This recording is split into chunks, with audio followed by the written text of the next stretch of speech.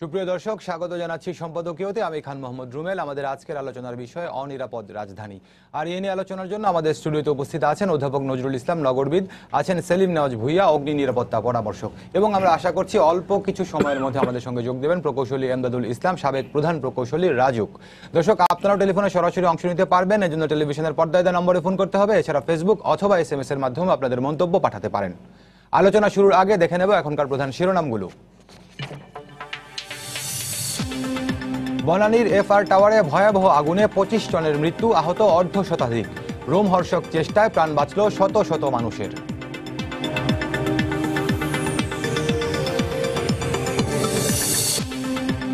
পুড়ে যাওয়া ভবনের প্রতিটি তলায় চলছে তল্লাশি, কাজ করছে ফায়ার সার্ভিস, সেনা, নৌ ও বিমান বাহিনীর সদস্যরা।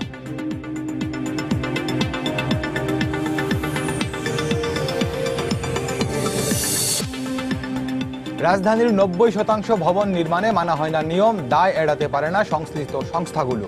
ভবন তৈরির সময় পর্যবেক্ষণের তাগিদ।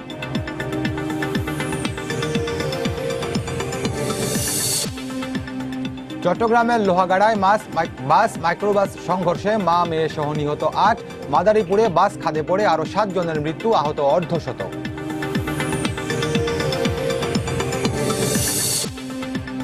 এবং অপরাধী যেই হোক তার বিরুদ্ধে ব্যবস্থা নেওয়ার নির্দেশ প্রধানমন্ত্রীর, আইন প্রয়োগে মানবাধিকারের বিষয়টি খেয়াল রাখার আহ্বান।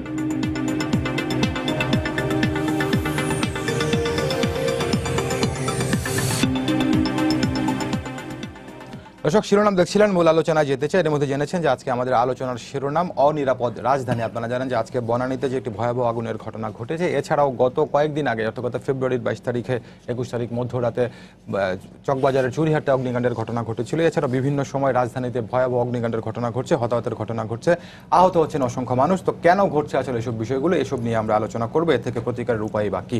অধ্যাপক নজরুল ইসলাম স্যার, আপনাকে এই আলোচনা শুরু করি। এই যে আমরা যেটি বলছিলাম, আজকের যে ঘটনাগুলি আমরা বলি যে এক একটি ঘটনা, এর মধ্যে একটি শিরোনাম আমরা পড়লাম যে রাজধানীর 90% ভবন নির্মাণের ক্ষেত্রে নিয়ম মানা হয় না।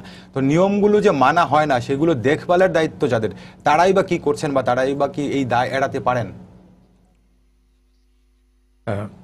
দায় তো অবশ্যই এড়াতে পারেন না। তো প্রথমেই আমি বলি যে এই যে অগ্নিকাণ্ড আজকে হলো বনানীতে, আমি বিকালবেলা ওইখানে একটা মিটিংয়ে ছিলাম, সুযোগ পেয়েছিলাম একটু ঘটনাস্থলে যাওয়ার।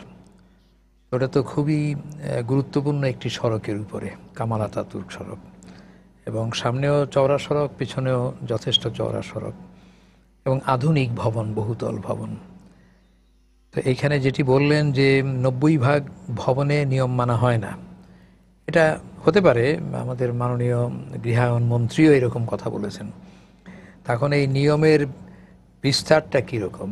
একটা এমন হতে পারে যে একটি দরজা হয়তো সঠিকভাবে বানায় নাই, অথবা একটা রুম, একটা কক্ষ অতিরিক্ত বানিয়েছে, তো সেগুলো এক ধরনের অনিয়ম। আর এই ধরনের বহুতল ভবনে যদি অনিয়ম হয়, বড় রকমের অনিয়ম, তাহলে তো ভিন্ন জিনিস। এর নির্মাণ কৌশল যদি সঠিক না হয়ে থাকে তাহলে তো মারাত্মক। স্যার, 22 তলা ভবন, এটার যে জরুরি বহির্গমন সিঁড়ি সেটি মাত্র 1.5 ফুটের। হ্যাঁ, তো এইগুলো হচ্ছে গুরুত্বপূর্ণ কথা। একটা দোতলা ভবনে একটু অনিয়ম হলে অতটা না, বহুতল ভবন, আধুনিক ভবন, এবং নির্মাণ শৈলীতে অবশ্যই এটা খুব আধুনিক, সেইখানে যদি অনিয়ম হয়, যেমন এটা এখন হলো যে এত মানুষের প্রাণহানি হলো, যেহেতু 22 তলা ভবন, অনেক মানুষ এখানে কাজ করছেন এরকম দুপুরবেলা, তো সময়টাও ব্যাপার আছে। যদি খালি সময় হতো যে রাত্রিবেলা হলো, তাহলে এতটা হয়তো হতো না। তো এই নিয়ম মানানোর দায়িত্ব তো অবশ্যই কর্তৃপক্ষ, যেমন রাজুক। এই ক্ষেত্রে রাজুক দায় এড়াতে পারে না। এখন তারা হয়তো বলবেন এই কারণে হয় নাই হয়তো। আর যারা মালিক, এরকম একটা দামি ভবন, গুরুত্বপূর্ণ জায়গায়, তাদেরও তো একটা খেয়াল রাখার কথা যে নিয়ম মেনে ভবন তৈরি করা। এখন 22 তলা, কদিন পরে হয়তো আমাদের এইখানেই হবে 50 তলা, আমরা শুনতে পাচ্ছি 142 তলা টাওয়ার হবে, সেটা হয়তো অন্যরকম। এখন পাশের শহর কলকাতায় নাকি 65 তলা ভবন, ব্যাংককে তো ডজন ডজন এরকম আছে, হংকংয়ে তো প্রায় অধিকাংশ ভবনই 50 তলার উপরে। তো হতে পারে, কিন্তু যথাযথ নির্মাণ নীতিমালা, কৌশল, এইটা মেনে করতে হবে। এবং মানাবার দায়িত্ব অবশ্যই কর্তৃপক্ষ হলো এই ক্ষেত্রে রাজুক প্রধানত, তারপরে অন্যান্য সংস্থা থাকতে পারে, যেমন ফায়ার সার্ভিস কোড সেটা মানতে হবে, অথবা পরিবেশ সংরক্ষণ করা সেটা মানতে হবে, সেখানেও রাজুকের ভূমিকা আসে, প্রধানত রাজুকেরই ভূমিকা। তো এটাই এখন আমাদেরকে এই জিনিসটাই বুঝতে হবে, নিয়ম মেনে নির্মাণ করতে হবে, এবং যারা কর্তৃপক্ষ তাদের দায়িত্ব হলো নিয়মটাকে মানানো, জনগণকে নিয়ম মানতে বাধ্য করা। সিঙ্গাপুরে যেরকম বা অন্যান্য যে কোনো শহরে একটুখানি এদিক ওদিক হয় না, হতে পারে না, হতে দেওয়া হয় না। এই জিনিসগুলো এখন এটা আমি বলবো যে বহুতল ভবন, দামি ভবন, সেইখানে একরকম, একটা ছোট্ট বাড়ি দোতলা একতলা সেটার বেলায় একই রকম হবে না, এই জিনিসগুলো আছে। স্যার আপনি বলছিলেন যে বহুতল ভবন, আধুনিক ভবন, আমরা এখন পর্যন্ত যতটুকু খবর পেয়েছি ফায়ার সার্ভিসের বরাতে বৈদ্যুতিক শর্ট সার্কিট থেকেই আগুন। তো স্যার আগুন তো লাগতেই পারে, দুর্ঘটনা তো আসলে দুর্ঘটনায়, কিন্তু স্যার বৈদ্যুতিক শর্ট সার্কিট কেন এই ধরনের ভবনে? তাহলে বৈদ্যুতিক সরঞ্জামগুলোকে আর একটু আধুনিক বা আর একটু যুগোপযোগী করার উচিত ছিল কেন? এই দিকটা তো আমরা যারা ভবন নির্মাণ করি তারা কি নজর দেয় খুব বেশি? না, যারা ভালো নির্মাতা, ভালো কনস্ট্রাকশন কোম্পানি, ডেভেলপার কোম্পানি, তারা কিন্তু নিয়ম মেনে চলে, অথবা সরকারি ভবন পিডাব্লিউডি, তারা তো নিয়ম মেনে চলে।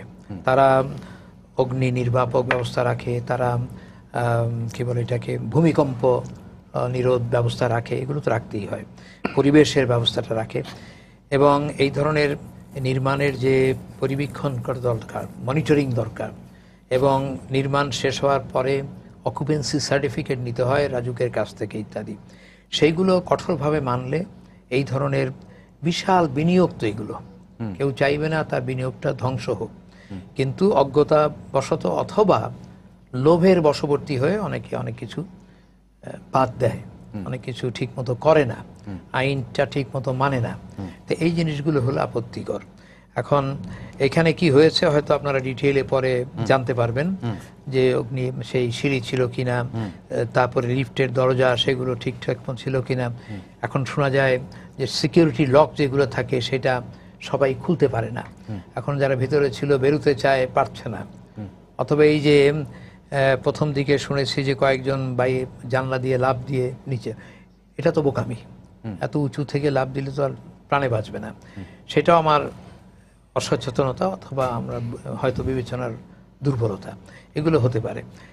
তো মোট কথা হলো যে আমাদের এই সব বিষয়ে আরও বেশি সচেতন হতে হবে, সম্যক জ্ঞান থাকতে হবে, এবং সর্ববিষয়ে আমি বলবো সরকারের দায়িত্বটা সবচেয়ে বেশি, আমাদেরকে অবহিত করা, সচেতন করা এবং নিয়ম মানানো।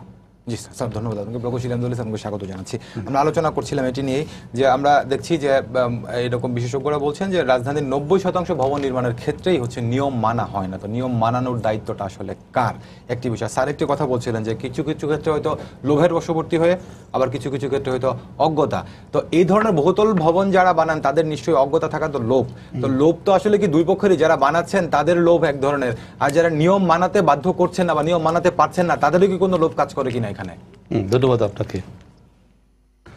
যারা ভবন নির্মাণ করে, আপনি ঠিকই বলেছেন, যারা এখন বিশেষত এই প্ল্যান্ট এরিয়ার মধ্যে, বলতে পারেন যে ওল্ড ঢাকার মধ্যে জমির বর্ণনা এক ধরনের, অত অনেক ছোট ছোট প্লট, এখানে হয়তো ঘিঞ্জি ঘরবাড়ি, কিন্তু যেটা বনানী, গুলশান, ধানমন্ডি পরিকল্পিত এলাকায়, এইসব এলাকায় তো যে প্লট দেওয়া হচ্ছে তাতে চারিদিক দিয়ে জায়গা ছেড়ে, সেটব্যাক স্পেস ছেড়ে এবং ফার অনুসরণ করে বর্তমানে যেভাবে প্ল্যান পাস করা হয়, যেভাবে বিল্ডিং করা হয়, তাতে এখানে এই দুর্ঘটনা।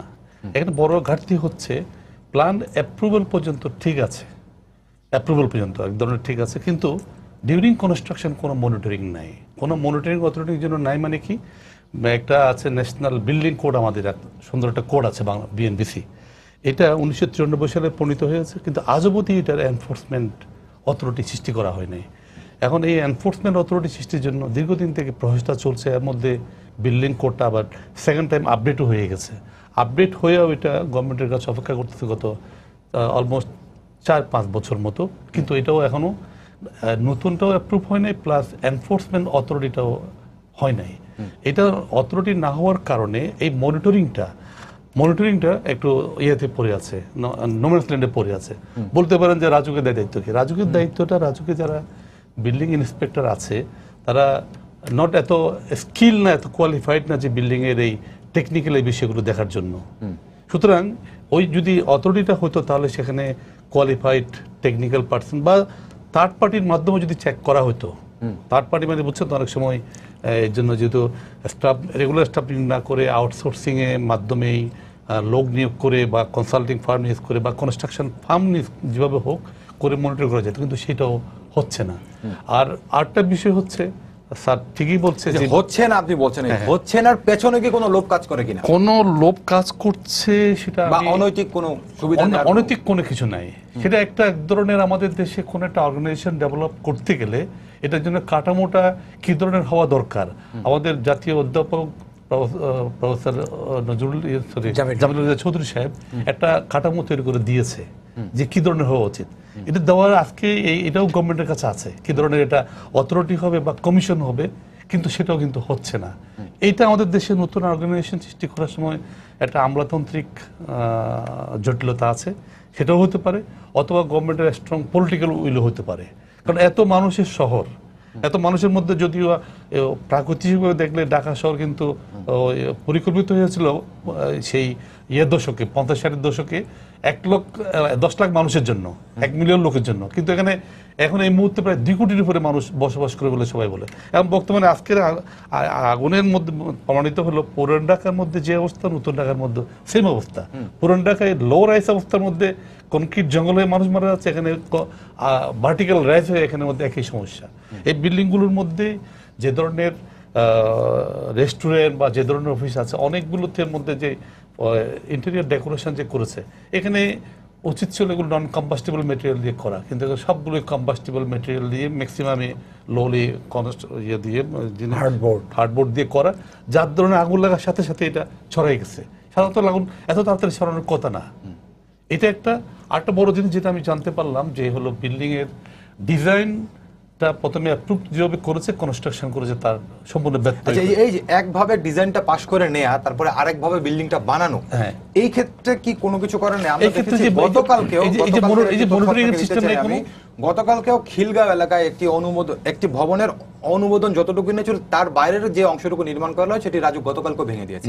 এরকম বিভিন্ন সময় রাজুকের কিন্তু এরকম অভিযান হয়। তো এই ধরনের বড় বড় ভবনের ক্ষেত্রে এই বিষয়গুলো তো ততটা চোখে পড়ে না। এখানের মধ্যে করা হয়, অত কি দেখা যায় কি সে নিচতলায় অত যেখানে বেসমেন্ট করে করার পরে এখানে কার পার্কিং করে রাখছে, অথবা অন্য কোনো গোডাউন, পরবর্তীতে দেখা যায় কার পার্কিং হয়ে যায় গোডাউন, নাহলে কার পার্কিং হয়ে যায় কন্টিনিউয়াস যে মনিটরিং, এটা একটা বিষয়। আরটা হলো আইন মানার স্বতঃস্ফূর্তভাবে যারা বড় বড় যারা ডেভেলপার, যা ছোট যে আছে, ধরে নিলাম পুরান ঢাকার মধ্যে সে হয়তো অনেক কষ্ট করে বা এত ইনকাম প্রোভাইড করতে, এত ইনভেস্ট করতে পারতেছে না, যে কোনো রকমে আছে। কিন্তু এখানে যারা বহুতল ভবন বাড়াচ্ছে, 20 তলা 25 তলা, তারা তো ওই সমাজের সলভেন্ট শ্রেণী, তারা কেন একটা আমাদের আইন না মানার একটা যে মানে বড় ছোট সবার মধ্যে প্রবণতা আছে, এটাও অনেকটা বড় ধরনের দায়ী। আপনি জানেন এই বিল্ডিংগুলো, একটা বিল্ডিং এরও কিন্তু কোনো অকুপেন্সি সার্টিফিকেট নেই, যেটা প্রফেসর নজরুল সাহেব বলতেছিল। বিল্ডিং করার পরে সমস্ত জিনিস রেডি হওয়ার পরে অকুপেন্সি সার্টিফিকেট নেওয়া বাধ্যতামূলক, কিন্তু বাধ্যতামূলক না, প্রতি 5 বছর পর পর এটা আবার রিভিশন, আবার রিনিউয়াল করার কথা, এখন নেওয়াই হচ্ছে না। এক পরিসংখ্যানে এখন একটা স্টাডি সাম্প্রতিককালে হয়েছে, একটা ওয়ার্ল্ড ব্যাংকের স্টাডির মাধ্যমে এই বিষয়গুলো মনিটর করার জন্য, তাতে দেখা গেছে লেস দেন 1% বিল্ডিং, তাও কিন্তু সংখ্যা আরো কম, যে অকুপেন্সি সার্টিফিকেট দিয়েছে। সুতরাং বলতে পারেন যে এইখানে নিচ্ছে না, কেন তাদের বিরুদ্ধে ব্যবস্থা নেওয়া যায় না? এদের বিরুদ্ধে ব্যবস্থা যে নেওয়া হচ্ছে না, ওদেরকে যখন নোটিফাই করা হয় যে তোমার বিল্ডিং এর অকুপেন্সি নাই, অনেকে বিভিন্ন রকম প্লি দেখে আদালতের আশ্রয় নেয়, অনেকে অথবা বিভিন্নভাবে, আপনি জানেন এই বিভিন্ন ওয়েতে পাবা প্রতিপত্তি খেটে মানে প্রয়োগ করে তারপরে দেখা যায় এটা স্টপ রাখে, অথবা কার্যক্রমটা মাঝে মধ্যে মোবাইল কোর্ট যায়, কিন্তু মোবাইল কোডও দেখা যায় কি এত উঁচুতে উঠে কিছু তেমন প্রভাব প্রতিপত্তির সঙ্গে কি রাজুকের সঙ্গে কোনো সমঝোতার সেরকম ডাইরেক্টলি নাই, কারণ সেরকম ডাইরেক্টলি নাই, ইনডাইরেক্টলি বলতে পারেন যে সমাজে যেভাবে চলছে তাতে হয়তো কম বেশি থাকতেই পারে। জি, ধন্যবাদ আপনাকে।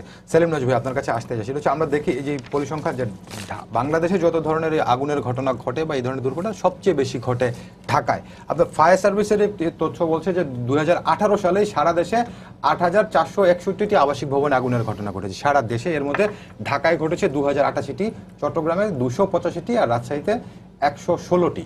আর এর মধ্যে ঢাকাতে হচ্ছে 2088টি। সারা দেশে নৌ দুর্ঘটনার ঘটনা ঘটেছে 2018-তে 508টি, তার মধ্যে ঢাকাতেই হচ্ছে 195টি। তো ঢাকাতেই কেন বেশি ঘটছে? ঢাকাতে বেশি ঘটার কারণ হচ্ছে যে সারা দেশ থেকে মানুষের যে স্রোত সেটা ঢাকামুখী হয়ে পড়ছে। সবাই মনে করে ওই ব্রেড অ্যান্ড বাটার ঢাকা, যার ফলে আমি এই কাজের বুয়া ঘর ভাড়া নিয়ে থাকি 3-4 জন। অবাক হয়ে গেলাম, জিজ্ঞাসা করলাম যে তোমরা এখানে কিভাবে থাকো, কি করে আর্ন করো?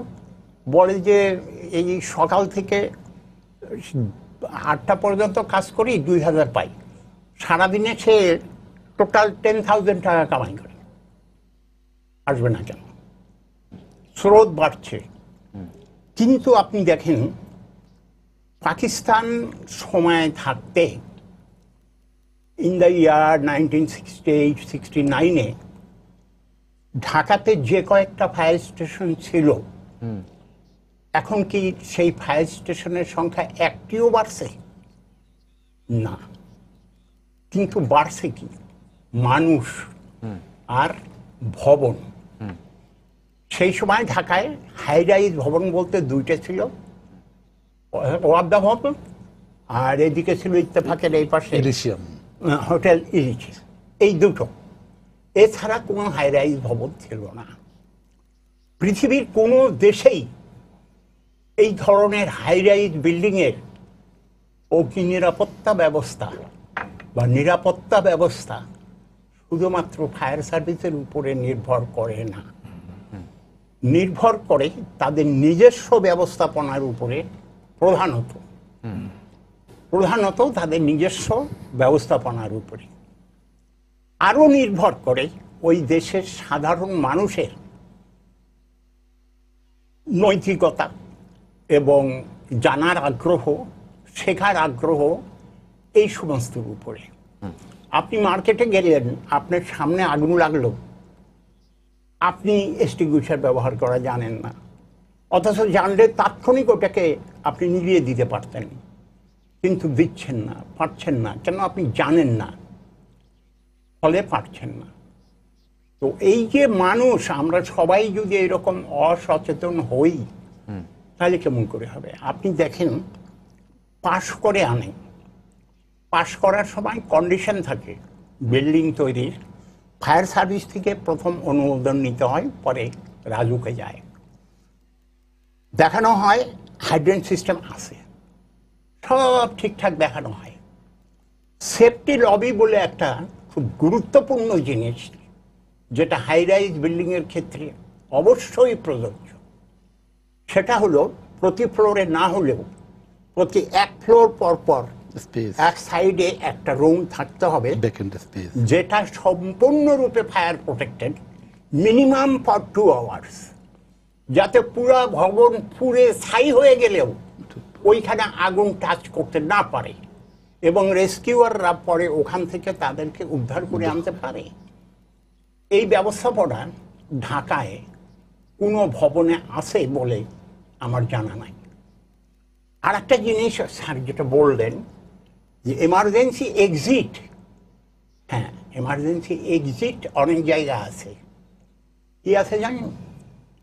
লোহা, আয়রন, এই রড, আর তার সাথে সিঁড়ির মতো গোল গোল করে লাগায় নিচ পর্যন্ত পেঁচানো নিয়ে আসছে।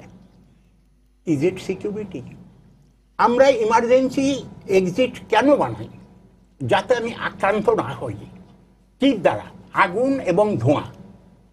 তাহলে সেখানে ওই প্রত্যেকটা এক্সিটে 2 আওয়ার্স ফায়ার রেজিস্ট্যান্ট ডোর লাগাতে হবে, যেটা অটোমেটিক শাট হয়ে যাবে।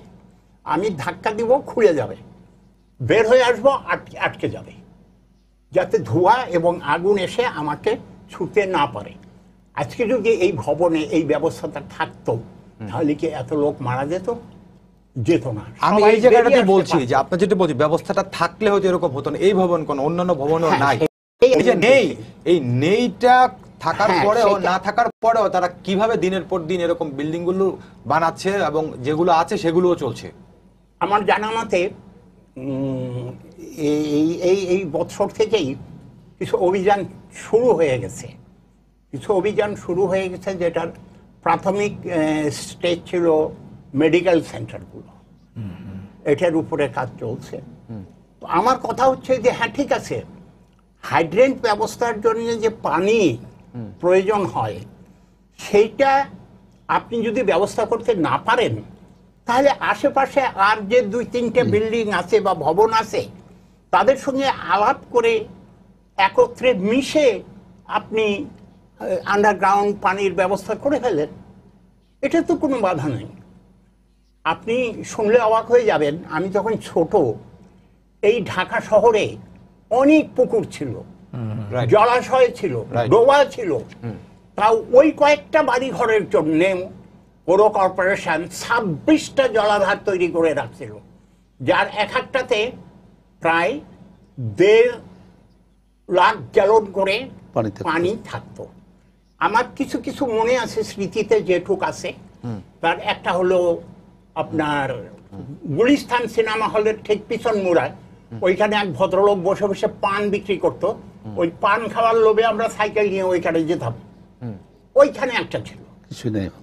স্টার মুন সিনেমা হল, যেখানে ঠিক ওইখানে একটা ছিল। জহিরুল হক হল যেখানে, তার সামনে একটা ছিল। এখন হলের ভিতরে একটা আছে। এখন ওটা পুকুর। আমি আরগুলো সেটা পুকুর। তো এগুলোর চাবি এখানে ছিল থাকতো, এই সামনের জায়গার মধ্যে ট্রেঙ্গেল এখানে এই সামনে একটা জায়গার নামে আছে পুকুর পাড়। এগুলোর চাবি থাকতো ফায়ার সার্ভিসের কাছে। ইনকেস ইমার্জেন্সি তারা এসে এটা খুলে এই পানিটা ব্যবহার করত। আপনি জানেন যে একটা লাইনে, সেটা স্প্রিংলার হোক বা স্প্রে প্রজেক্টর হোক বা ফায়ারের নজেল হোক, পানি লাগে পার মিনিট 1900 লিটার। 1900 লিটার পানির প্রয়োজন হয়। তাহলে এই ব্যাপক পানি বাইরে থেকে গাড়িতে করে এনে এনে আগুন নিভানো, Impossible. এটা Impossible. কি এটা কি সম্ভবপর কথা? আজকে ফায়ার ব্রিগেড যেভাবে এই আগুন ফাইট করছে, নিভিয়েছে, তাতে তাদেরকে আমার তো মনে হয় যে বাংলাদেশের হিরো ডিক্লেয়ার করা উচিত। জি, ধন্যবাদ হ্যাঁ। আপনাকে। আপনার কাছে আমি আবার আসবো। এখন দর্শক ফোনে আছেন, ফোনটা নিয়ে আমি আসছি। জি দর্শক, আপনার পরিচয় দিয়ে প্রশ্ন করুন। জি, আসসালামু আলাইকুম। আমার নাম ফায়েজ আহমেদ শিহাব, ফুল থেকে বলছি। জি বলুন। ওয়ালাইকুম আসসালাম, বলুন। জি, আমার প্রশ্নটা হচ্ছে যে আজকে আমাদের একজন মাননীয় মন্ত্রী মহোদয় এই কথাটা বলেছেন যে এই দুর্ঘটনা কবলিত এই ভবনটি আপনার বিল্ডিং কোডের নিয়ম মানা হয়নি, এটা উনি স্টেটমেন্ট দিয়েছেন।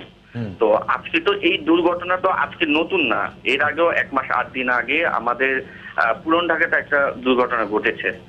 সবাই তো আমরা কি সরকার উপর মহল থেকে শুরু করে আমাদের রাজুক আছে, সিটি কর্পোরেশন আছে, সংসদ সদস্যরা আছেন, সরকারের উপরমহল দায়িত্বশীল কর্মব্যক্তিরা আছেন, গণপূর্ত আছেন, আমরা কি এই বিষয়টা নিয়ে সমন্বিত কোনো পদক্ষেপ কি নিতে পারি নাই? আমরা কি এতদিনেও কোনো যে সকল নিয়মগুলা মানা হয়নি, যে সকল ভবনগুলো উঠেছে, আমরা কি এখনো পর্যন্ত কোনো জরিপ করতে পারি নাই? আমরা কি সঠিকভাবে এইগুলো কি ম্যানেজমেন্ট করতে পারি নাই? আর যদি না পারি, তাহলে যে আমাদের যে সকল কর্তা ব্যক্তির জন্য এই সমস্যাগুলো হয়ে যাচ্ছে, এই দায়ভার কাউকে নিতে হবে। সরকার অর্থাৎ আপনি বলছেন যে সংশ্লিষ্ট কর্তৃপক্ষগুলো দায় এড়াতে পারেন কিনা? জি জি, ধন্যবাদ আপনাকে। ধন্যবাদ আপনাকে। জি স্যার, যদি বলেন। আমরা এটি নিয়ে আলোচনা করছিলাম, আছে দর্শক যে প্রশ্নটি করেছেন, আর সঙ্গে সেলিম নওয়াজ যেটি কথা বলছিলেন যে আগুন যে লাগবে, ফায়ার সার্ভিস আসার একটু সময় আছে, এবং তাদের ফায়ার সার্ভিস এমন একটা বিষয় আছে যে প্রথম ফাইটটা আসলে নিজেদেরকেই করতে হবে আগুন লাগার পরে। তো এই জায়গাগুলোতে যেমন তিনি বলছিলেন যে আমাদের অগ্নি নির্বাপন যন্ত্রগুলো কীভাবে ব্যবহার করব, সেগুলো আমরা অধিকাংশ মানুষজন জানি না। এই সচেতন করার দায়িত্বটা, সেই জায়গাটা তো নিশ্চয়ই যারা ভবন আমরা বানাই কিংবা যারা ভবনে বসবাস করি তাদের, এই জায়গাটা তো আমরা উদাসীন। না, ওই শেষ পর্যন্ত এটাই আসে যে সরকারি কর্তৃপক্ষ যারাই, তাদের দায়িত্ব আছে আইন মানানো এবং জনগণকে সচেতন করার দায়িত্বটাও তাদের বিভিন্নভাবে। সেটা শিক্ষা কার্যক্রমের মধ্যে হোক, অথবা বিভিন্ন রকমের বিজ্ঞাপনের মাধ্যমে হোক, অথবা বিজ্ঞপ্তির মাধ্যমে হোক, অথবা নানা রকমের ড্রিল করে হোক। স্যার যেটা বলছেন এটা খুব অত্যন্ত একটা গুরুত্বপূর্ণ কথা। তো এটাই এখানে আমি একটা ছোট্ট জিনিস ইনসার্ট করব। জি, সেটা হলো পৃথিবীর সব দেশে নাগরিক দায়িত্ব বলে একটা কথা আছে।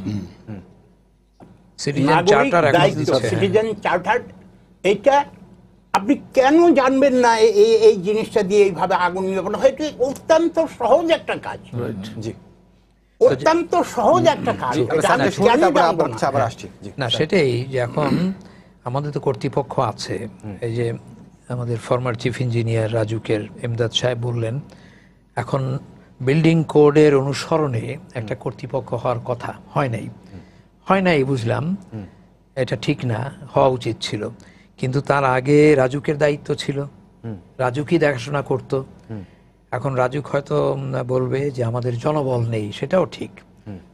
এত বিশাল শহর, জনসংখ্যা বেড়েছে, সেই তুলনায় রাজুকের জনবল বাড়ে নাই। তারা অনেক চেষ্টা করেছেন জনবল বাড়াবার জন্য, কাগজপত্র তৈরি করেছেন, কিন্তু কার্যত হয় নাই। তো সেই জন্যে রাজুকের যে এই ক্ষমতার সীমাবদ্ধতা, সেটাও চিন্তা করতে হবে। আরও যেটুক ক্ষমতা আছে সেটা প্রয়োগ হচ্ছে কিনা, সেটা কি হচ্ছে স্যার যথাযথভাবে? মনে হয় না, এটা আপাত দৃষ্টি মনে হয়। আর যেটা হয়তো উনি রাজুকের মানুষ হিসাবে এখন বলছেন না, কিন্তু বাইরের লোকে কাগজে কলমে আপনারা সাংবাদিকরা হরদমই বলেন যে প্রশাসনিক দুর্বলতা, তার মধ্যে দুর্নীতি একটা শক্তিশালী একটা ব্যবস্থা, সেটার কারণে অনেক কিছু হয় না, এই নিয়ম বহির্ভূত কাজ হয়। তো এখন রাজধানী তো এইভাবে চলতে পারে না, রাজধানী হবে সম্পূর্ণভাবে সুপরিকল্পিত। রাজুকের যে মাস্টার প্ল্যান, এখন বলে স্ট্রাকচার প্ল্যান, এটা 2015-তে সম্পন্ন হয়, আজকে 2019, 4 বছরে এটা অনুমোদন হয় নাই। ডিটেইল এরিয়া প্ল্যানের দিকে যাচ্ছে। ডিটেইল এরিয়া প্ল্যানের মধ্যে, রাজুকের মাস্টার প্ল্যানের মধ্যে দুর্যোগ বিষয়ে একটা চ্যাপ্টার, অগ্নিকাণ্ড এবং অন্যান্য দুর্যোগ নিয়ে, তো সেগুলো থাকতাম। এবং যদি জরিপ করতে হয় 90 ভাগ না কত ভাগ, এটা রাজুকের জনবল না থাকলে বুয়েট আছে, প্রকৌশল বিশ্ববিদ্যালয়, ঢাকা বিশ্ববিদ্যালয়, তাদের শিক্ষক ছাত্ররা কিন্তু এটা করে ফেলতে পারে জরিপগুলো। আচ্ছা, এখানে একটা বিষয় আমি বলবো, খান সাহেব যেটা বলছিলেন, এই যে পানির ব্যবস্থাটা, আমি আজকে ওখানে গেছি স্পটে, যেহেতু আমি কাছে ছিলাম, একটু দেখলাম, আমার আগ্রহ আছে। সেটা হলো যে দেখি পানি দিচ্ছে, হেলিকপ্টার দিয়ে দিচ্ছে, নানা ব্যবস্থা। এবং স্বাভাবিক ওখানে কি হয়, ভীষণ রকমের একটা ক্রাউড ওখানে তৈরি হয়। সেটা আমি দেখলাম ইউনিভার্সিটির, ওইখানকার ইউনিভার্সিটির ছাত্ররা তারা নিজের থেকে সুন্দরভাবে ম্যানেজ করছে, আমাকেও সরিয়ে দিল, ঠিক কাজ করেছে। আমি আরও দেখলাম প্রায় 5টা-7টা বাড়ি পরে একটা ভবন থেকে ফায়ার সার্ভিস আন্ডারগ্রাউন্ড রিজার্ভায়ার, সেইখান থেকে পানি নিয়ে যাচ্ছে, শেষ হয়ে গেছে সেটাও। তো এই যে খবরগুলো জানা, যে কোনো একটা ভবনের নিজস্ব রিজার্ভায়ার এবং আশেপাশে কি আছে, এই তথ্যগুলো জানতে হয়। এবং ফায়ার সার্ভিস ওরাও জানতে হবে কোথায় কোথায় সোর্স। এখন যেহেতু পুকুর নেই, হাইড্রেন্ট নেই, তাহলে এই ধরনের প্রাইভেট সোর্সগুলো তাদের জানতে হয়। সব কিছু মিলিয়ে রাজুকেরই দায়িত্ব, তাদেরই আমরা দায়িত্বটা দেব পুরো শহরের পরিকল্পনা, এবং রাজুককে এই ক্ষমতা দিতে হবে, পরিকল্পনাটা অনুমোদন দিতে হবে, ডিটেইল এরিয়া প্ল্যান দেখতে হবে, যদি প্ল্যানে কোনো ঘাটতি থাকে সেটা পূরণ করবে, একবার পূরণ হয়ে গেলে, অনুমোদন হলে অক্ষরে অক্ষরে পালন করা। এবং তখন আমরা রাজুককে দায়ী করতে পারবো আপনার অনুমোদিত পরিকল্পনা ঠিকমতো পালন করছেন কিনা। সেইখানে ফায়ার সার্ভিস বিষয়টা আসবে, ফায়ার সার্ভিস ডিপার্টমেন্ট তারাও ওখানে ভূমিকা পালন করবে, ওয়াসা তার পানির সূত্রগুলো বলবো এখানে করবে, পরিবেশ ওই মানে একটা সামগ্রিক পরিকল্পনা, যেটা এখন সিটি কর্পোরেশনকে আমরা মেয়র সাহেব, এটা কিন্তু হলো উত্তর মেয়রের বাড়ির একেবারে কাছে, নিশ্চয়ই তিনি দেখেছেন। তো সেটা এখন তার মানে হলো উনি তো দেখতে চান, দূরে হলেও তিনি যেতেন, এটা তো মেয়রের দায়িত্ব। আমরা দায়িত্বশীল এরকম মেয়র যদি পাই, তখন দেখবো যে একটা অংশগ্রহণ হচ্ছে জনগণকে নিয়ে। সব কয়টি প্রতিষ্ঠান, কর্তৃপক্ষ, তাদের সমন্বিত উদ্যোগ এখানে দরকার। এটা আমরা একটা সূত্র পেলাম আলোচনার জন্য, কিন্তু আসল লেসনটা হলো, শিক্ষাটা হলো এগুলো খুব দায়িত্বের সাথে নিতে হবে, জরুরি মনে করতে হবে যে এই শহরটাকে পরিকল্পিতভাবে গড়ে তোলা, সেটা পুরনো জায়গায়, পুরনো শহর হোক নতুন জায়গায় হোক। স্যার এই যে আপনি একটা কথা বলছেন বিশ্ববিদ্যালয়ের শিক্ষার্থীদের কথা, আমরা দেখেছিলাম স্যার বেসরকারি বিশ্ববিদ্যালয় যেগুলো ছিল শুরুর দিকে বেশিরভাগ বেসরকারি বিশ্ববিদ্যালয় এই বনানী এলাকাতেই ছিল, এখন নিজস্ব ভবনে তারা চলে গেছে। তো স্যার এই যে ভবন আজকে যেটিতে আগুন লাগলো, এই ভবন কিংবা এই ধরনের ভবনগুলোতে বিশ্ববিদ্যালয়গুলো ছিল, যদি আজকে সেগুলো এখানে থাকতো তাহলে ভয়াবহতা আর একটু কিরকম হতো স্যার চিন্তা করেন? হতে পারতো। তো আমি যেটা দেখে খুব ভালো লাগলো যে বিশ্ববিদ্যালয়ের ছাত্ররাই কিন্তু ওখানে ট্রাফিক ম্যানেজ করছে খুব সুন্দরভাবে, এটা তো একটা ভালো দিক আজকের এই দুর্ঘটনা। স্যার আপনি যেটা যেমন আজকে বিশ্ববিদ্যালয়ের শিক্ষার্থীরা যেরকম এখানে সবকিছু নিয়ন্ত্রণ করেছে, ট্রাফিক ব্যবস্থাপনা শুরু থেকে মানুষ সহায়তা করেছে, এটি যেরকম একটা ইতিবাচক বিষয়। আবার যদি এখানে বিশ্ববিদ্যালয়গুলো থাকতো, যে বেসরকারি বিশ্ববিদ্যালয় বলছি, তাহলে মানুষজনও তো অনেক বেশি থাকতো, তাহলে হতাহত আরো বেশি হওয়ার আশঙ্কা তো থাকতো। থাকেই, ফ্যাক্টরি থাকলে হবে, বিশ্ববিদ্যালয় থাকলে হবে, অথবা বহুতল আবাসিক ভবন থাকলে হবে, অনেক ফ্যামিলি থাকলে হবে, এই সব মিলিয়েই দেখতে হবে আর কি। আর একটা কথা আমি বলি, সেটা হচ্ছে যে আমরা অনেক ডিপার্টমেন্টে অনেক ইকুইপমেন্টস, অনেক জিনিসপত্র বিদেশ থেকে আমদানি করি, বিদেশের যাই দেখি শুনি, মনে করি এটা আমাদের জন্য খুব দরকার, কিন্তু তার ভিতরেও অনেক জিনিস রয়ে গেছে যেগুলো বিশেষ দরকার না, অথচ যেটা বিশেষ দরকার সেটা আসে না। এই প্রসঙ্গে আপনাকে একটু জানতে চাই, এর আগে আপনি বলছিলেন যে ফায়ার স্টেশনের সংখ্যা বাড়েনি, যেমন আজকের ঘটনার কথা যদি আমরা বলি, আজকে আমরা এখানে শুনেছি 22টি ইউনিট কাজ করেছে। ঢাকা শহরে যেরকম আমরা গেঞ্জি অবস্থায় থাকি, যদি এরকম আরেকটি ঘটনা ঘটে এট এ টাইম একই সময়, তাহলে কি সেটি মোকাবেলা করার মতো পরিস্থিতি আমাদের আছে? কিংবা যদি একটা বড় ধরনের ভূমিকম্প হয়? বড় ধরনের ভূমিকম্প হলে তো প্রশ্নই আসে না, চারিদিকে তো সমস্ত ভেঙে পড়বে। আর একটা জিনিস হলো যে আমরা আর একটা জিনিস জনসাধারণকে, স্কুল কলেজের ছাত্র, গার্মেন্টস শ্রমিক, তাদেরকে বুঝাই না। গার্মেন্টস শ্রমিকদের বোঝানো হয় না মালিকের নিজেদের স্বার্থে, কারণ যদি এটা ডেঞ্জার সাইডগুলো তাদেরকে সামনে তুলে ধরা হয়, সাবধান করা হয়, তাহলে তারা আর আগুন নিভাইতে উৎসাহী হবে না। যেমন ধরুন CO2, আপনি এখানে নিচে গিয়ে দেখা আসেন, লেখা আছে এক্সপায়ার ডেট সামনে বছর এত তারিখ। ওয়াই? CO2 একটা গ্যাস, এটা কেন সামনে বছর এক্সপায়ার করবে?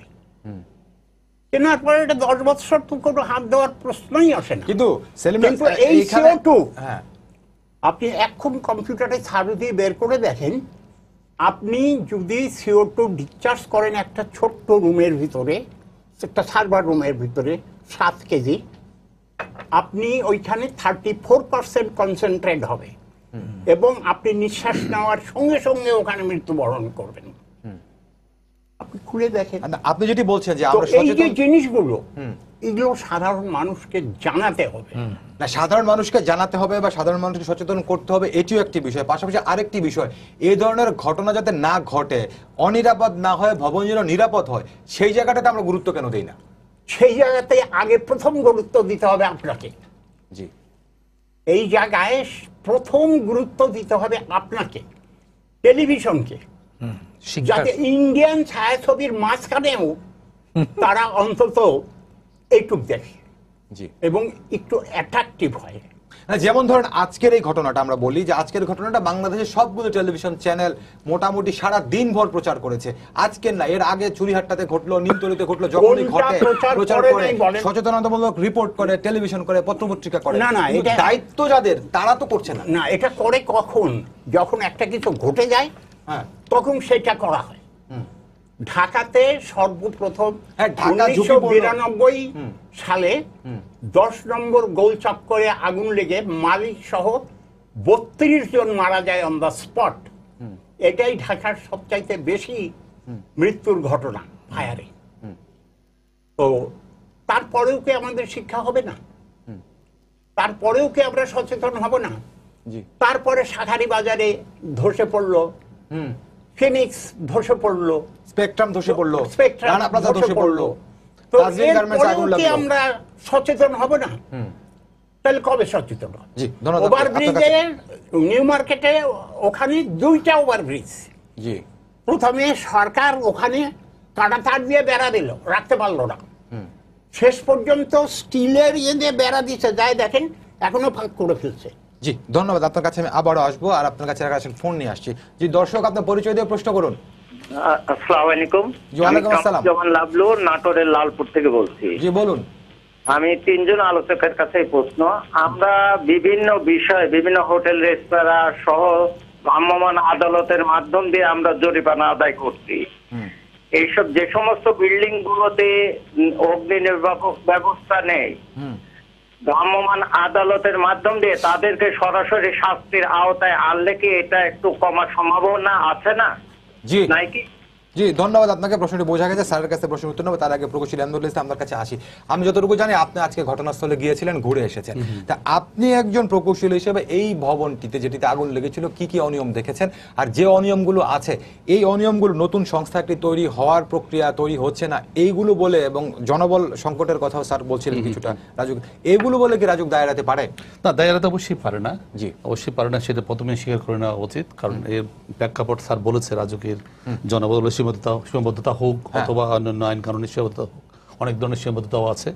যে পরিমাণ ঢাকা শহরের মানুষ, ঢাকা শহরে মনে করেন যে আগে বলেছিলাম পরিকল্পনা হয়েছিল 60-এর দশকে 10 লাখ মানুষের জন্য, সেখানে এখন 2 কোটির উপরে মানুষ। তো সেই প্রপোর্শনে অবশ্যই রাজুকের ম্যান পাওয়ার বা অন্যান্য ফায়ার ব্রিগেড অথবা সবগুলো কর্তৃপক্ষ যারা আছে সবার ম্যান পাওয়ার প্রপোর্শনটা বাড়া উচিত ছিল, কিন্তু খুব হার্ডলি এটা বেড়েছে। যেমন এক্সাম্পল, রাজুকের এখন আশ্চর্য হবেন যে বর্তমানে 1900 মতো অ্যাপ্রুভড আছে, তার মধ্যে 1100 থেকে 1200 লোক কাজ করছে। 600-700 পোস্ট এখনো পর্যন্ত রাজুকে এখনো ভ্যাকেন্ট। তাহলে একটা বুঝতে পারেন বিভিন্ন কারণে আমলাতান্ত্রিক জটিলতা অথবা না, এটা একটা। আর এই ভবনটা সম্পর্কে আমি যেটা বলি, এই ভবন না, ম্যাক্সিমাম ভবনে ঢাকা শহরে আর্কিটেক্টরা যেভাবে প্ল্যান তৈরি করে নিয়ম কানুন অনুসরণ করে কনস্ট্রাকশন করার সময় সেটা থাকে না, সেটা মালিকের ইচ্ছা অনুযায়ী বিল্ডিং প্রায় ক্ষেত্রে হয়।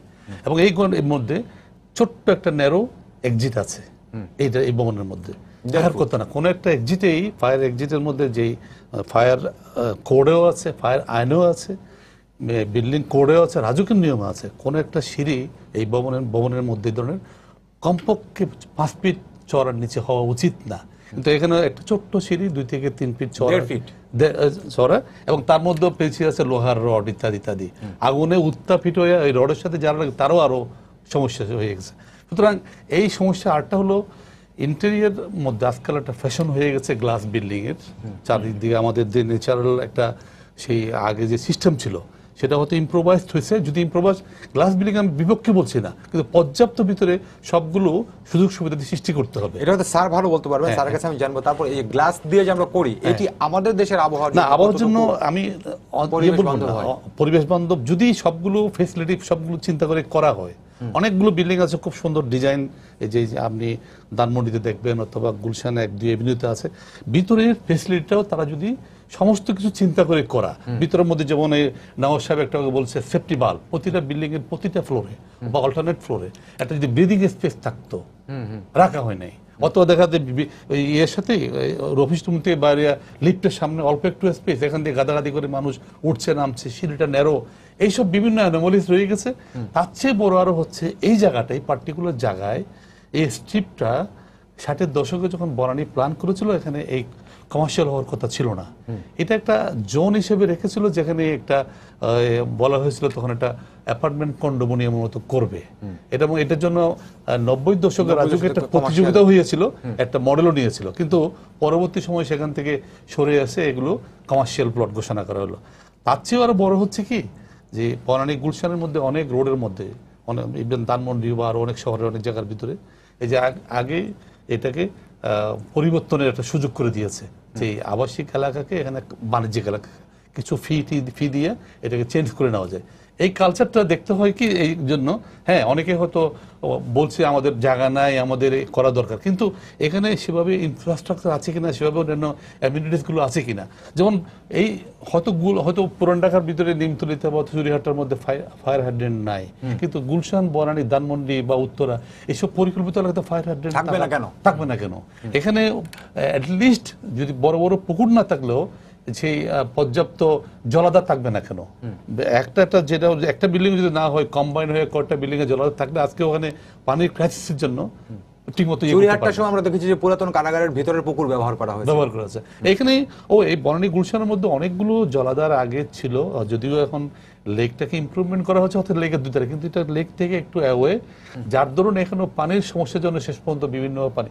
তো এই সমস্যাটা বড় হচ্ছে পানির চেয়ে আমি এই হাইড্রেন সিস্টেমটা যদি না করা হয়, তাতে বিল্ডিং যে এখনো যেভাবে বাড়ছে, আর হলো সবচেয়ে বড় কথা হলো একটা হলো ঢাকাকে বাঁচানো যাবে। ঢাকাকে যে সবাই আমরা একমুখী করে ফেলছি, এটা ডিসেন্ট্রালাইজেশন হচ্ছে না। জি, ধন্যবাদ স্যার। আপনার কাছে আসি। দর্শক একটি প্রশ্ন করেছিলেন যে তিনি বলছেন ঢাকাকে বাঁচানো যাবে না এই অবস্থায় চলে। দর্শক বলছিলেন যে আমরা যেরকম বিভিন্ন ভেজালের বিরুদ্ধে যেরকম অভিযান করি, তো এই ধরনের ক্ষেত্রে অভিযান করার কোনো সুযোগ আছে কিনা?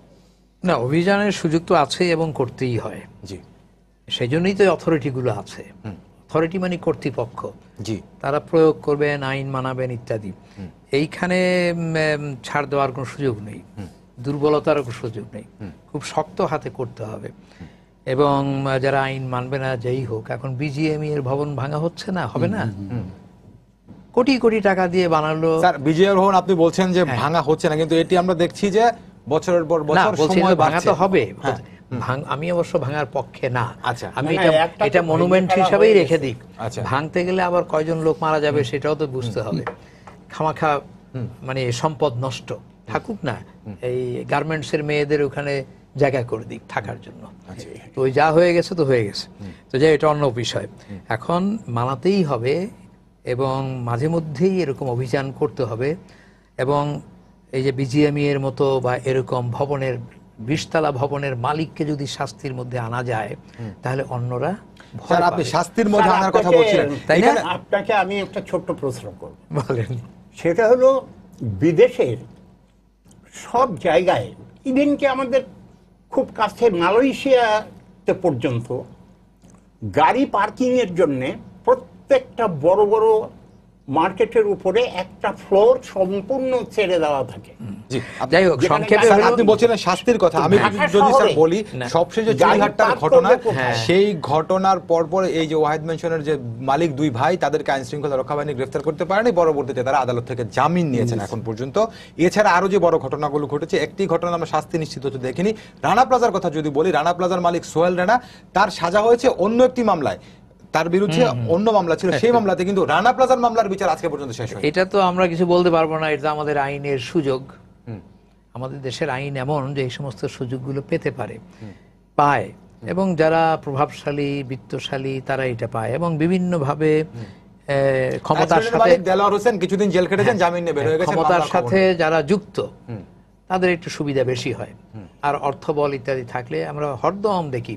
তার মানে শেষ কথাই হয়ে যাবে, আইনের শাসনটা দরকার জি, সর্বক্ষেত্রে, এবং এই ধরনের দুর্ঘটনা মোকাবেলার জন্য আরো বেশি দরকার। আমি একটা জিনিস বলতে চাই, আসলে প্রত্যেকটা দুর্ঘটনা ঘটার পরে তদন্ত কমিটি হয়, তদন্ত কমিটি তো অনেকগুলো এরকম অগ্নি দুর্ঘটনা বা বিল্ডিং কলাপস করার কারণে সেই তদন্ত কমিটিতে কাজ করেছিলাম।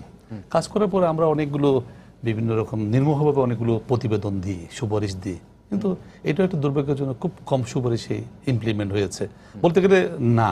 যে নিমতলির ঘটনার মধ্যে যারা এক্সপার্ট 17টা দিয়েছিল, সুপারিশ দিয়েছিল, এর মধ্যে কোনোটাই হয় নাই। এখন সর্বশেষ আমি যে কথাটা বলতে চাচ্ছি সেটা হলো, এই অবস্থার মধ্যে বিভিন্ন সময়ে আমাদের প্রফেসর নজরুল ইসলাম স্যারও রাজুকেরও একটা রিফর্ম, রাজুকের যে দায়িত্ব রিফর্মের জন্য বলেছিল, ও দেখা গেল শুনে সবাই, কিন্তু কার্যত সেভাবে হয় না। এখন সর্বশেষ একটা এই মুহূর্তে ওয়ার্ল্ড ব্যাংক একটু আগে আসছে, ওয়ার্ল্ড ব্যাংকের অ্যাসিস্ট্যান্সে এই মুহূর্তে রাজুক একটা আরবান রেজিলিয়েন্স একটা প্রজেক্ট নিয়েছে। শুধু এতে ফায়ার ব্রিগেড না, এতে ভূমিকম্প অথবা শহর যে দুই পাশে এই যে যেখানে জলাধার থাকার কথা ছিল ন্যাচারাল, এখানে বরাট হয়ে বালি বরাট হয়ে লিকুইফেকশনের প্রবলেম হয়ে বিভিন্ন আরও খুব খারাপ অবস্থার মধ্যে নির্মাণ কাজ হচ্ছে ওখানে। এইসব রোদে একটা আরবান রেজিলিয়েন্স, এখানে প্রকৌশলী ইমদাদ বলি, ওয়ার্ল্ড ব্যাংকের প্রয়োজন নাই। জি, রাজুকে নিজস্ব মহাপরিকল্পনা আছে, এগুলো সব বলা আছে, দেশি লোকরাই করেছে কোরিয়ানদের সাথে বসে।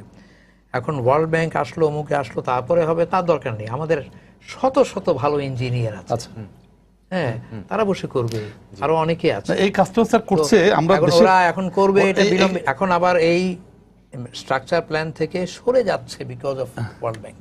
রাইট, এটা এটাও হতে ঠিক পারে, না। এটা হতে পারে। বাট এই কাজটাও যে বললাম, এই কাজটা দেশীয় প্রকৌশলী কিছু বিদেশি প্রকৌশলী মিলে করছে, এবং এর মধ্যে উদ্দেশ্য হচ্ছে যে বিল্ডিং এ ফায়ার হ্যাজার্ড যত পারে কমানো, বা বিল্ডিং এর কনস্ট্রাকশনের সময় মনিটরিং সিস্টেম ইমপ্রুভ করা, তারপরে প্ল্যান পাসের সময় বিভিন্নভাবে আরো কিভাবে স্মুথলি প্ল্যান পাস করা যায়। সবচেয়ে বড় হলো বিল্ডিং করার পরে যেন অকুপেন্সি সার্টিফিকেটটা যে বিষয় আছে, এটা তো কোনো বিল্ডিং এ আপনি শুনলেন যে 1% বিল্ডিংও নাই। সুতরাং এইগুলো প্রকিউর করার জন্য একটা সিস্টেম হচ্ছে। আমি আবার সন্দেহ যে কারণে প্রথমে বলছিলাম যে আমাদের সুপারিশ অনেক সময় অনেকগুলো বিভিন্ন সময় দেওয়া হয়েছে, কিন্তু কার্যত বাস্তবায়িত হয় না। বা পলিটিক্যাল আগে আপনি বলছিলেন যে জনসচেতনতার কথা, যেমন আমরা রাস্তার মাঝখান দিয়ে ওভারব্রিজ থাকার পরে পার হই, তাই এই ধরনের জনসচেতনার অভাব আছে আমাদের কিছু কিছু ক্ষেত্রে, অনেক ক্ষেত্রেই। কিন্তু তারপরেও যারা অথরিটি আছেন, যেই বিষয়ের জন্য যেই অথরিটি, তাদের কি দায়িত্ব সঠিকভাবে পালন করা হচ্ছে বা তারা কি করছে? তারা কতক্ষণ দায়িত্ব পালন করবে? এইভাবে রাস্তায় দাঁড়ায় সারাদিন ওই লোক পার হচ্ছে এটা দেখবে না ট্রাফিক কন্ট্রোল করবে? কোনটা করবে? আপনাকে বলি, জাপানে আমি ওদের জিজ্ঞাসা করলাম যে তোমাদের ফায়ার ফাইটার এবং রেস্কিউয়ারের সংখ্যা কত? ওরা বলল পার 100 জন লোকের জন্য একজন ফায়ার ফাইটার, একজন রেস্কিউয়ার তারা অ্যাপয়েন্ট করে। আর আমাদের অবস্থাটা কি? আমরা কোথায় অবস্থান করি? 2 কোটি মানুষের জন্য আজকে আমাদের ফায়ার ফাইটাররা কি করছে আপনারা নিজের চোখেই দেখেছেন। ফায়ার সার্ভিস প্রত্যেকটি ঘটনার ক্ষেত্রে আমরা দেখেছি। এখানে একটা ঘটনা আছে, আজ পর্যন্ত এই ফায়ার ফাইটারদের জন্য কুলার ভেস্ট একটা জিনিস আছে, যেটা অধিক টেম্পারেচার ভিতরে ফর্ম করলে সেখানে ঢুকতে হলে এটা গায়ে দিয়ে ঢুকতে হয়, যা বডি টেম্পারেচারকে মেনটেন করে। আমাদের ফায়ার সার্ভিসে একটিও কুলার ভেস্ট নাই। আমি আগাগোড়া দেখেছি, কাউকেই দেখি নাই 80% ফায়ার রেজিস্ট্যান্স বা হিট প্রোটেকশন রেজিস্ট্যান্স পোশাক পরে ভিতরে ঢুকেছে। তো এই জিনিসগুলো অবিলম্বে আমদানি করার জন্য আমি সরকারকে অনুরোধ। স্যার, আমরা একেবারে শেষের দিকে আছি, আপনি শেষ কথা কিছু বলতে চান? না, শেষ কথা হলো যে দুর্ঘটনা শহরে হয়, আমাদের শহরেও হয়, অন্য শহরেও হয়, বিভিন্ন দেশেই হয়, কিন্তু যত কম এবং খামোখা যেন না হয় ক্ষয়ক্ষতি। আধুনিক ভবনে আধুনিক ব্যবস্থা থাকতে হবে, নিরাপত্তা ব্যবস্থা, সেটা অগ্নিকাণ্ডের বিরুদ্ধে অথবা অন্যান্য যে ইয়েটা আছে পরিবেশ সম্মত। এবং এটার জন্য শেষ কথা বারবার আমি বলছি, সরকারি প্রতিষ্ঠানগুলোরই দায়িত্ব সবচেয়ে বেশি জনগণকে এগিয়ে আনা, সচেতনতা বৃদ্ধি করা, এটা মিডিয়ারও দায়িত্ব আছে। এবং সবচেয়ে বেশি হলো আমাদের যারা নেতা, রাজনৈতিক নেতা, প্রশাসনিক নেতা, তাদের কিন্তু দায়িত্বটা সবচেয়ে। আমিও সেই কথাটা বলতে চাইছিলাম, অ্যাকচুয়ালি শেষ করতেছিলাম যে পলিটিক্যাল উইলটা সবচেয়ে বড় দরকার এখানে। সেই রাজনৈতিক হোক অথবা যারা প্রভাবশালী হোক, সবার থেকে যে স্বপ্রণোদিত হয়ে যদি এটা না আসে, তাহলে আমরা প্রকৌশলী আমদুল ইসলাম, সেলিম নাজভাই, অধ্যাপক নজরুল ইসলাম, তিনজনকে অসংখ্য ধন্যবাদ। স্যার, আপনি বলছেন উত্তরের মেয়রের কথা। আজকে উত্তরের মেয়র ঘটনাস্থল পরিদর্শনে যেটি বলেছেন যে বনানীর প্রত্যেকটি ভবনে কমপ্লায়েন্স নিশ্চিত করতে হবে, তো সেটি হোক, সেই প্রত্যাশা জানাই আমরা শেষ করছি। সবাইকে ধন্যবাদ জানিয়ে শেষ করছি আজকের সম্পাদকীয়। আগামীকাল আবারও দেখা হবে রাত 10টায়। দেখার আমন্ত্রণ রইল। শুভরাত্রি।